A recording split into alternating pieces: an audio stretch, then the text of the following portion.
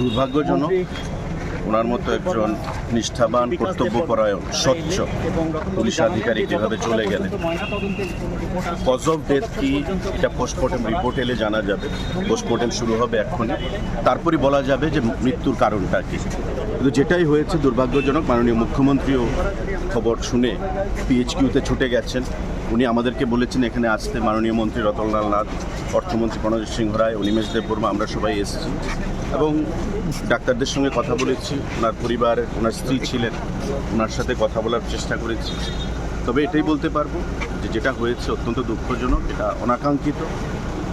ওনার মতো একজন নিষ্ঠাবান অফিসার এভাবে পৃথিবী থেকে বিদায় নেবে, এটা দুর্ভাগ্যজনক ঘটনা। তো আমরা পরিবারের পাশে আছি, সরকার পরিবারের পাশে আছে, মুখ্যমন্ত্রী পরিবারের পাশে আছে। পোস্টমর্টেম রিপোর্ট যতক্ষণ না আসে কজ অফ ডেথ সম্পর্কে বলা সেটা সঠিক হবে না বা উচিত হবে না।